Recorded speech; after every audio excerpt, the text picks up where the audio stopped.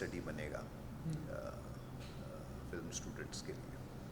जिस तरीके से इसका स्क्रीन प्ले, इस तरीके का नयापन है इस कहानी में, आई थिंक। बाकी तो एक कमर्शियल फिल्म को जब आप प्रमोट कर रहे होते हो तो उसमें आपको ये करनी होती है कि कौन डॉन बनेगा, डॉन की कहानी है, ये वो।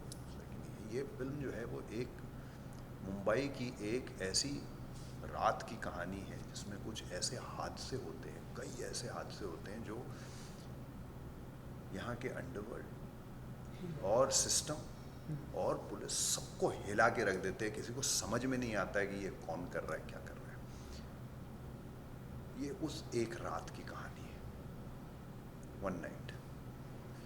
और सबसे फनी बात यह है कि मेरे पास जब इस कहानी को लेके एक ऑफ़र आई थी तो जैसे हमारा जो काम देखते हैं अक्षय, वो बताते हैं कि एक ये है, एक सो एंड सो है, एक ये है, एक वो है और एक ये है, तो एक रात की कहानी है। मैंने कहा एक रात की कहानी है मतलब 35-40 रातें जो है वो करनी पड़ेगी। मैंने 1-2 बार 3 बार ये किया है। आदमी एक भूत की पिक्चर में कर रहा था, उसमें 40 रातें आदमी खुद भूत बन जाता है वो 40 रातों में।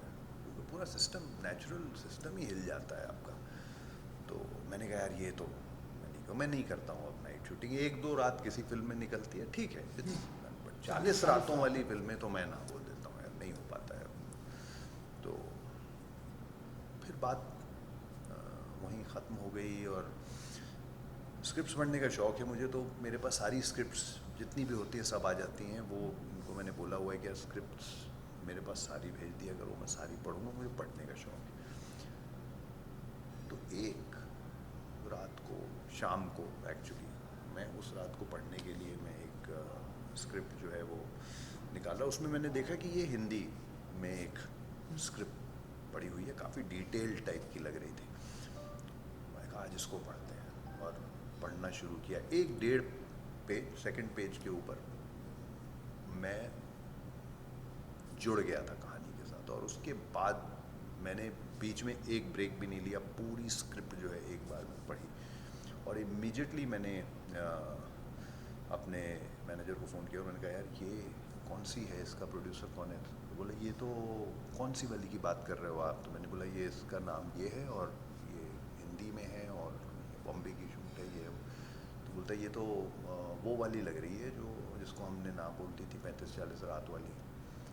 तो मैंने कहा यार इनको फ़ोन करो, उनसे पूछो अगर इन्होंने किसी और को कास्ट नहीं को। टाइम बीत गया था काफ़ी बीच में, नहीं किया है तो फिर करो। और अगर इन्होंने किसी और को भी कास्ट कर लिया उस रोल में तो इनको ये बोल दो कि कोई और किरदार छोटा मोटा हो मैं करूँगा, और मैं मतलब I want to be a part of this film. So luckily हमारी किस्मत थी कि अगले दिन उन्होंने बोला कि नहीं, हमने उस रोल के लिए नहीं किसी को फाइनलाइज किया है। मैंने इमीडिएटली बोला, मैंने कहा भाई आप ये ऑन करो, मैं आई एम ऑन। जब आपको जैसा जितने भी नाइट्स चाहिए ले लो, but we will do this film because I wanted to be a part of this film.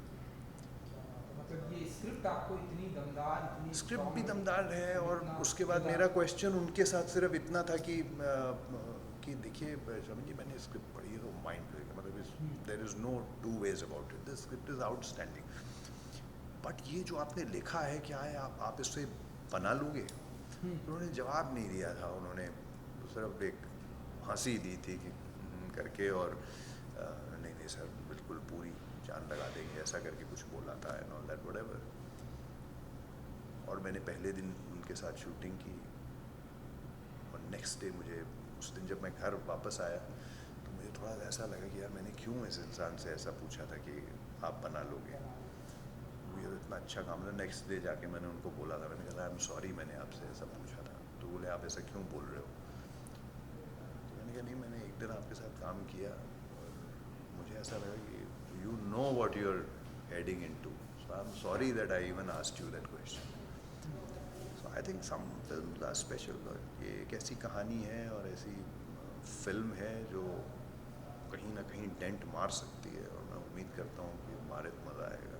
तो हम ऐसा माने कि डायरेक्टर एंड प्रोड्यूसर ने आपको 40 रातें सोने नहीं दी? नहीं, लकीली हम लोगों ने उससे कम में काम चलिए 35 मान लेते हैं।